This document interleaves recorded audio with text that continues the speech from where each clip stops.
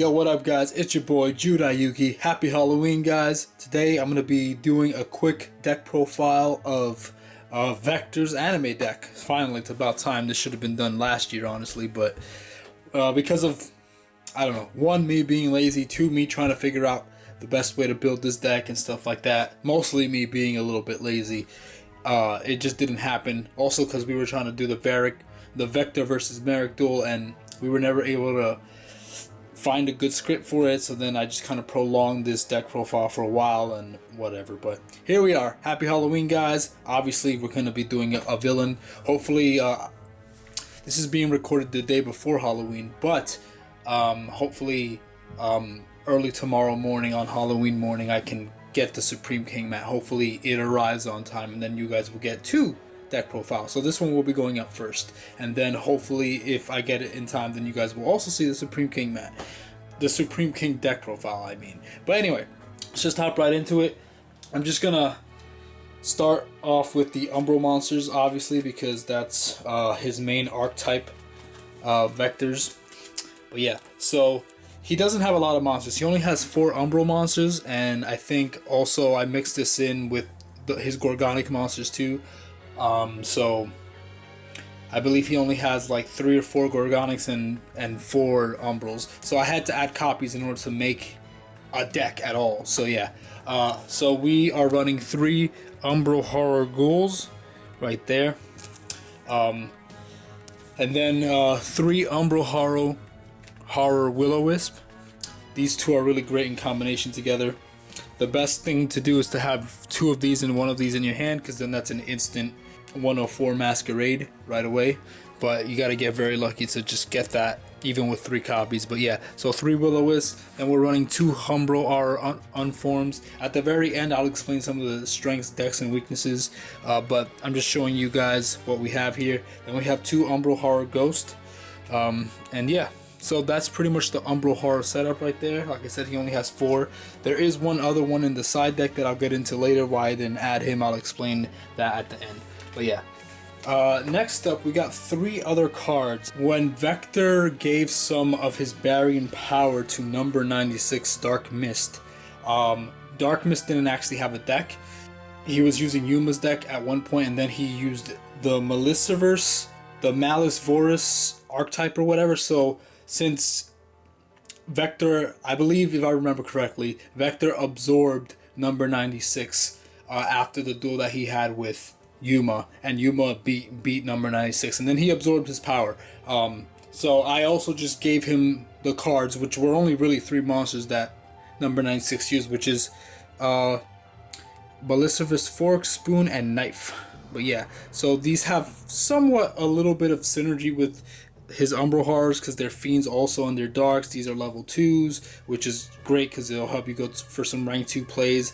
I might add multiple copies of these in the future if I just want to run a pure fiend deck without the Gorgonics, but for now I'm just running 1 of each of these for now. I'm gonna do a couple more test runs. I did a few test runs of this deck last night, and it was okay, but I'll get into that at the end. But yeah, I'm adding one copy of each of those, which helps you go for the rank 2 plays. And then finally that ends the fiends right there. And so we got 1 Gorgonic Cerberus, which is also his card. This is the deck that he used in the past, in his past life, which is Gorgonics. Then we got 3 copies of Gorgonic Gargoyle. So this is probably the best card for the Gorgonics, because if you normal summon a Gorgonic monster, you can special summon this card from your hand and go for an instant Gorgonic Guardian. But yeah, so yeah, 3 Gorgonic Gargoyles, and we got 2 Gorgonic Golems. Might bump this up to 3, I'm not sure. I'm still trying to find all the right balances for the deck. I'm already kind of running 22 monsters in the main deck, so it depends. I'll see how I'm going to do it. It's kind of difficult to work this around, but yeah, 2 Gorgonic Golems, really good card, has a good effect. If he's destroyed by battle and sent to the graveyard, the attack of the monster that destroyed it becomes 0. And then you can also banish this card from the graveyard to target a spell or trap card, and it can't be activated this turn, and your opponent can't chain to that, which is pretty cool. And then we got 3 Gorgonic Ghouls. I'm kind of debating about whether or not I should add this card, because this card really works only in combination with 1 spell card, an anime spell card that he has in his deck.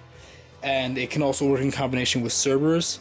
So I don't know, it's kind of tricky. I might take this card completely out and just add multiple copies of the Malicevorous Monsters, or maybe one actual copy of Golem, and that's it. So I might take him out. I'm not sure yet, but we'll see what happens with that. I'm trying to make the deck as consistent as possible, so I will be making changes. Also, you guys can make your own changes depending on what you think would work best. But yeah, add as many copies as you need of all the monsters, because to be honest, he doesn't have a lot of monsters anyway, so you have to if you want to finish the deck.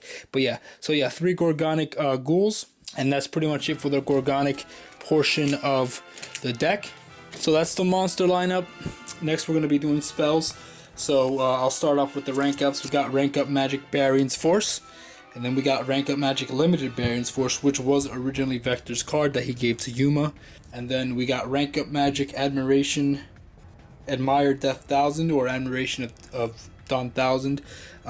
This is a pretty unique rank up magic spell card. I'm using the anime effect, which is target any number Xyz monster or any chaos monster with the same rank on the field and or in either player's graveyards. Treat them as having a level that is 1 level higher than its rank. So if you have multiple, let's say rank 4 chaos monsters on the field and in the graveyard, you could overlay all of them together basically to summon your number 96 Chimera. Do I have that in my extra deck?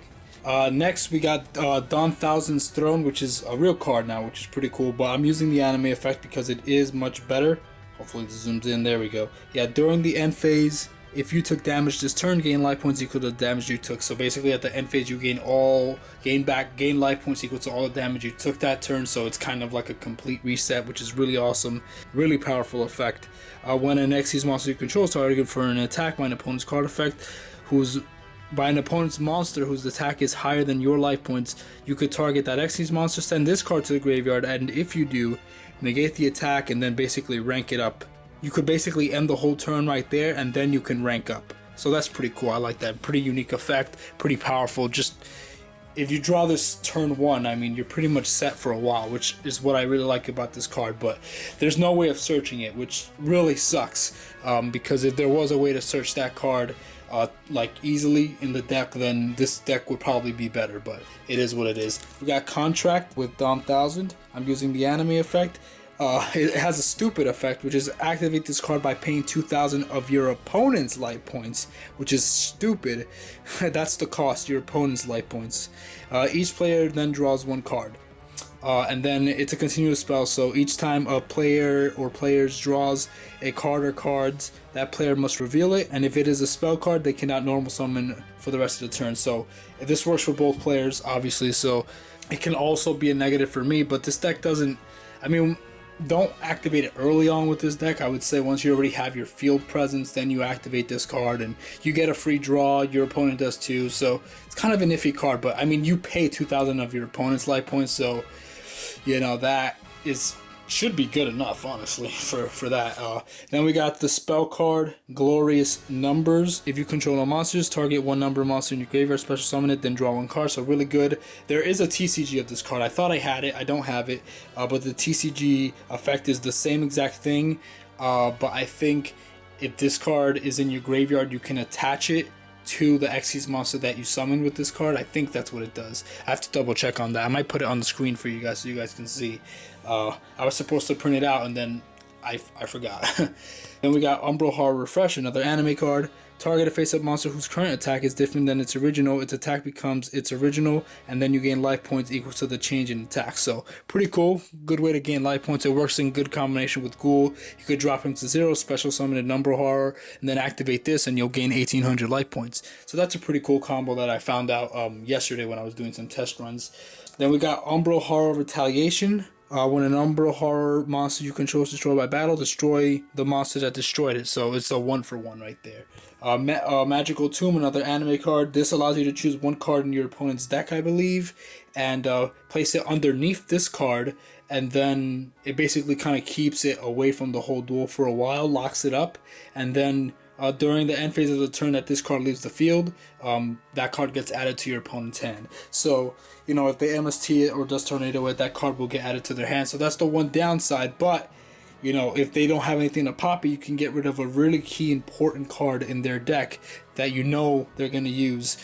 So, you know, just be careful how you use that card. It can be kind of tricky.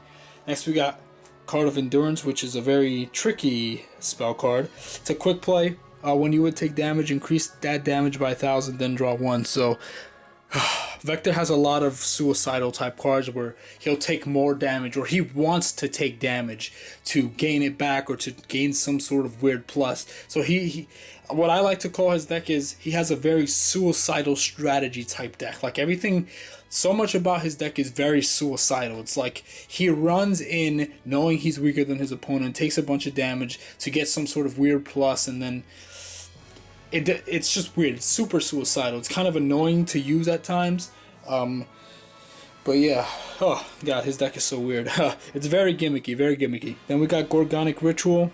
Banish 1 rock type Xyz monster in your graveyard. Special summon 2 rock type monsters from your graveyard on face of defense. So it just brings back your materials for your Gorgonic Guardian, and then you could go for another one. He has at least 2 of them. He might have a 3rd one. We got Gorgonic Pile. So this is the spell card that works in combination with Gorgonic Ghoul. Target 1 rock monster you control. Increase that target's level by the number of Gorgonic monsters you currently control until the end phase. So I think if you special summon 2 Gorgonic Ghouls on the field, they're both level 1, so they'll both increase by the number of them that are on the field. So since you control 2, I think their levels will increase by 2. So then that'll be 2 level 3 Gorgonic Ghouls right there. Or if you have all 3 Gorgonic Ghouls on the field, they'll each increase by 3, so they'll all be 4. So then you can overlay them to summon, to Xyz Summon. Are they Earth or are they Dark? Okay, the Gorgonic Monsters are also Dark, so that's good. So then this will allow you to also go for whatever, Masquerade and whatever other rank 4s that he has. He doesn't have much, to be honest. But yeah, so, and yeah, that's the spell lineup right there. Real quick, we'll run into the traps. We got Shining Stunt.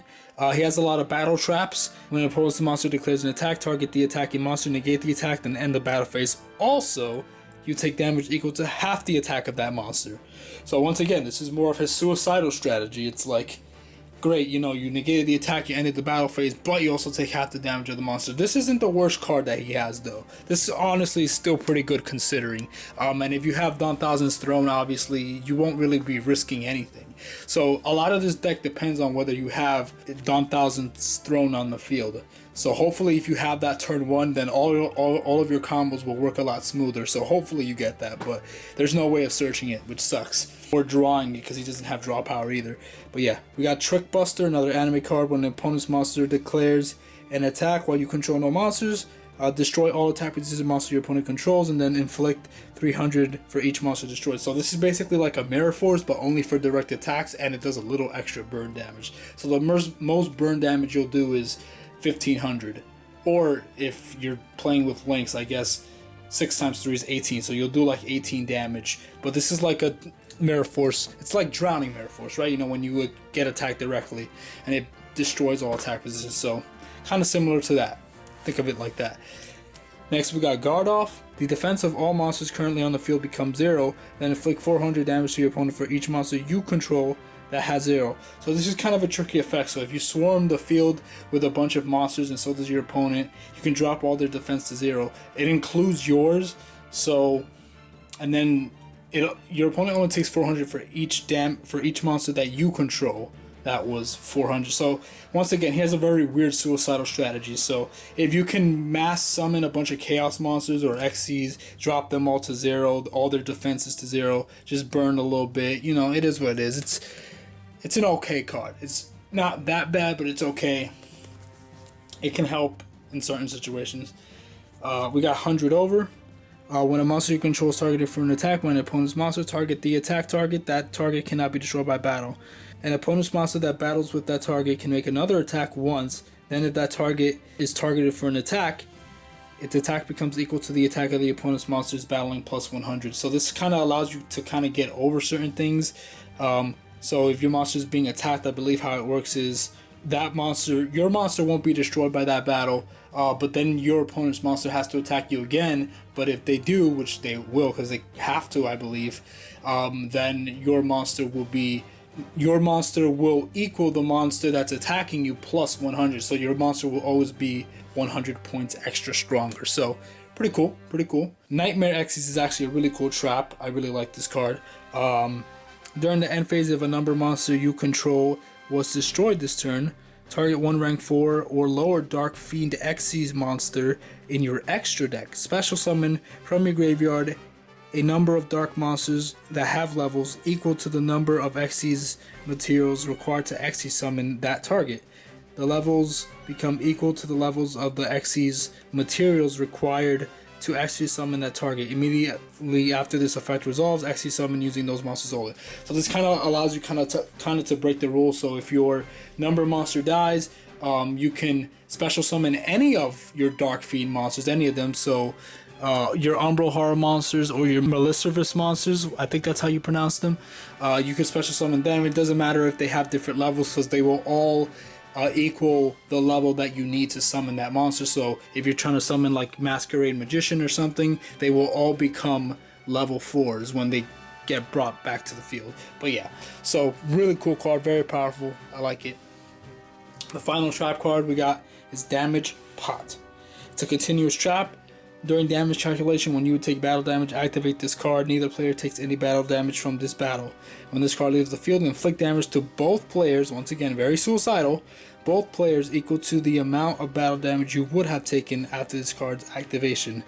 He has no way of like popping this himself, so he kind of has to rely on his opponent popping it. So it's actually, he does have one way. I think his Chaos Monster could pop it, but whatever. So Damage Pot really once again, suicide. It does a lot of damage to your opponent, but also does damage to you. So once again, it's just one of those suicidal, very risky cards where you can activate it. It has such a good effect, but you know, it has a negative side effect that could destroy you unless you have Don Thousand's Throne. Once again, this whole deck is so suicidal. It requires so much on that spell card, but it is what it is. But it's still a good card for at least negating one really heavy battle damage and potentially dealing some burn. But yeah.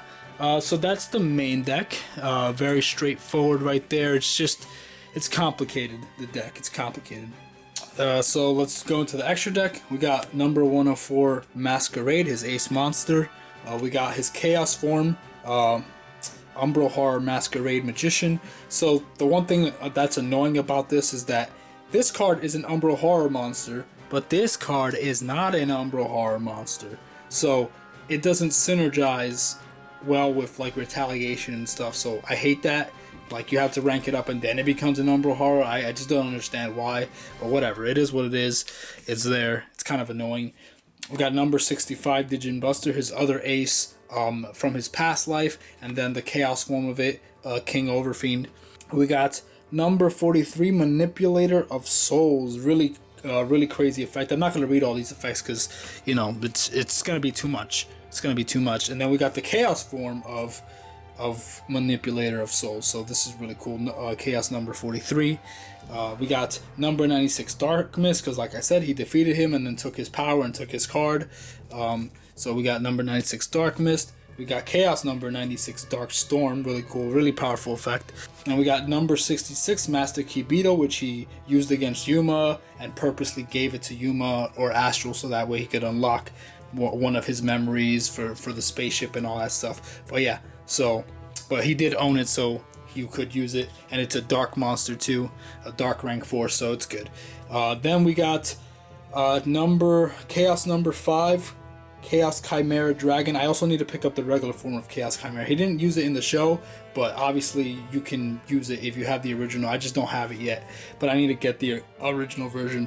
But this is the card that you summon using the rank up magic Admire Death 1000 card. You know, you just rank up all your rank 5 chaos monsters to summon your rank 6 Chaos Chimera Dragon. He gains, I think, 1000 attack for each Xyz material attached to it. So if you do like 4 or 5 chaos rank 4 monsters, then he'll be at like 4,000 or 5,000 right there. And then he doesn't have a really great effect. He's not that amazing, to be honest. He mills cards from your opponent's hand, I think. You can attach a material from this card. This card can attack an opponent's monster again in a row, so it can attack multiple times. And then At the end of the battle phase, pay half your life points, then target 2 cards in any player's graveyard. Place one of them on the top of the deck, and if you do, attach the other. So it kind of it uses its material to get multiple attacks, and then it can kind of reload its material. So it's not that bad, but it has no protection either. So you're putting in so much effort to summon this thing, but it has no protection for itself. No battle protection, no card effect protection, nothing. And then finally we got the 2 Gorgonic Guardians, and that's pretty much it. This card is actually really strong, and it's arguably the easiest card to summon in the whole deck. But yeah, so I'm just going to show you guys the side deck, but I'm not going to read anything. So we got another Umbral Horror Unform. I'm trying to still find the right ratios for everything. We got Umbral Horror Ghost. This is the anime effect, so I'm testing out which effect I like more. I think I'm going to stick with the real effect for now, just because it's any level 4 lower Dark Fiend monster, so I think I'm going to stick with that, but this is the anime one. We got Umbral Horror Golem. So like I said, I didn't add this card to the deck. This is the last Umbral Horror monster. I didn't add it because it doesn't really synergize with the other Umbral Horrors that well. One, it's a level 3, which doesn't work with Vector's rank 2 and rank 4 plays, or yeah, so it doesn't really work. On top of that, he has 800 attack instead of 0 attack, so it doesn't work with Umbral Horror Ghoul, so you can't special summon it with him either. And his effect is just kind of lackluster. It's once per turn when this face-up attack position card is targeted for an attack, you can negate the attack. So it's kind of nice, you know, summon it in attack and then you can negate the attack. But it's super annoying because it's all right. Then what? Like, what are you gonna do then? Nothing. He doesn't do anything else. He doesn't help you swarm. He doesn't do anything. So I took him out because I was like, you know, he doesn't really help the deck do anything. So yeah, I just took him out. We got 2 Cerberuses and the final Golem. You know, just play around with the ratios as much as you want. We got Saga Russell's Lighthouse. I didn't add this in the main deck because this only negates spell effects that do burn damage. So depending on which deck you're using, this might not come in handy. We got Segarasso DD Battlefield. This is only for Xyz summons. So I only added cards in the main deck that specifically work against any deck. Vector has a lot of cards that specifically work against Xyz monsters when you're fighting another Xyz user. But since I built this deck so that way if you're fighting anybody, every card will be viable to a certain extent. So that's how I built it. So if you're fighting an Xyz user, then you could tech in some of these other Xyz related cards, and it might even be a lot better because of them, but I don't know yet. I haven't tested that out. We got Cursed Chaos, another anime card. They'll just be on the side for you guys to read. I can't read through all of these. Chaos Number allows you to swarm the field with other Chaos monsters if you control a Chaos monster, so that's really cool. Got Breaking the Norm. This didn't actually have a picture. It was never shown, but yeah, so just read the effect there. And then we got Chaos Charm. So those are the anime spell cards right there. We got Evil One, continuous trap card. We got Chaos Rising, another just chaos related trap card. We got Disaster Conspiracy. We got Xyz Discharge and Giant Sky Sword. So I didn't add these cards in because basically what this allows you to do, I think, is your opponent sends 1 card from their hand to the graveyard. Your opponent takes control for all face-up Xyz monsters that you control. So part of Vector's playstyle is kind of like giving your opponents your monsters and then purposely like letting him attack you to activate some of your other cards. It has weird effects. And then Giant Sky Sword works in combo with this card, which is if you have 1,000 or less life points, return control of all monsters on the field to their original owners, then banish all monsters your opponent controls. So you give your opponent's monsters your Xyz monsters, then you take them back, and then you banish all of your opponent's monsters that they have on the field, all whatever ones are left.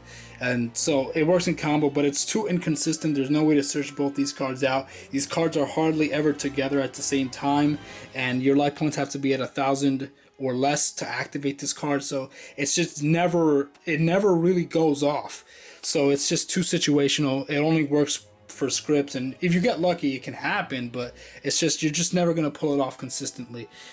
We got Counter Trap, Xyz Burglary, we got Gorgonic Temptation, and then Vain Betrayer. So yeah, that's the trap spell, that's the side deck, or these are literally the rest of his cards. So there's no other cards that are left, I believe, for his deck. These are literally the rest of them. So it is what it is. But that is the deck right there, guys.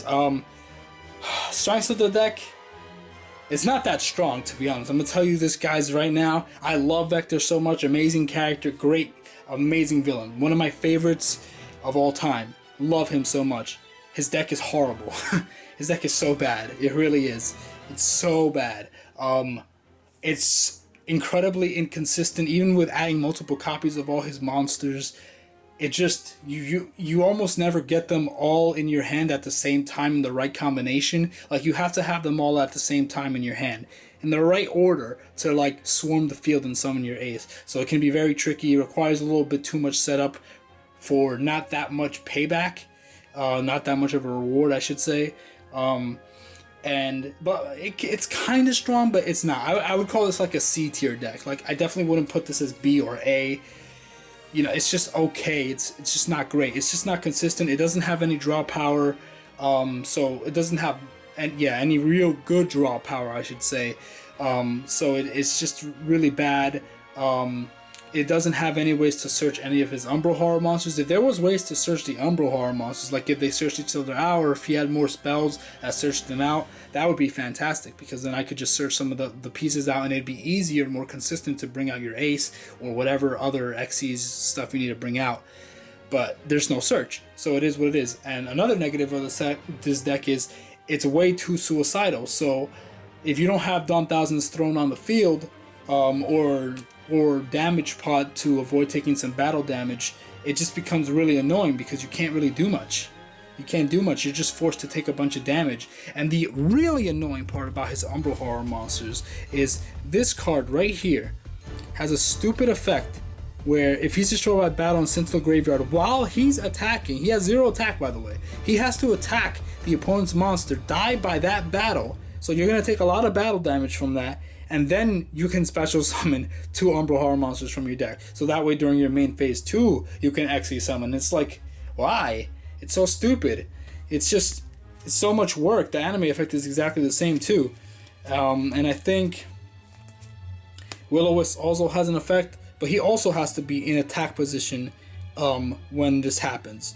So in order to pop something. So it's like, his effects are just weird. It's like he constantly wants to take the damage, so that way he could get some sort of decent to really good plus, but it's still not even worth it. It's just not. And once again, if you don't have Dawn Thousands thrown on the field, then those cards just kill you. You can't do anything. You're just gonna have to kill yourself. So it's super suicidal. That's the one annoying thing. It's kind of hard to play because of that. And his cards are super situational, and it's very frustrating to deal with. But anyway, I could ramble on forever about what's annoying about this. It's a fun deck. It's just really not that good, to be honest. But I love him so much. He's really great. I just wish he had a better deck that wasn't so gimmicky. I know villains typically have a bunch of gimmicky cards that don't really work that well, and it's super situational, but come on. There has to be some consistency for the villains. They can't all just be just a bunch of gimmicky cards that don't really work well together and only work for that specific duel or script in the specific order. That it's just too complicated. They need to work on making better villain decks, because they just try too hard to be too gimmicky and don't try to actually build at least a decent deck, like an okay deck that works well. Maybe it's not that powerful, but it works well enough. I don't know. But yeah, anyway, thanks to you guys for watching. Sorry for my rambling. I get frustrated because I really love this deck, and I really wish I could really go off and use a really powerful villain deck, but his deck is just not that strong, unfortunately. It has its moments where it can be good or okay, but it's just not that great. But anyway, guys, thanks for watching. I really appreciate it. Happy Halloween. Thank you, guys. Hopefully you guys will see the Supreme King video. If not, then it didn't get here in time, so I'm sorry. But it will be up within a few days, hopefully. So see you guys in the next video. God bless you guys. Gotcha.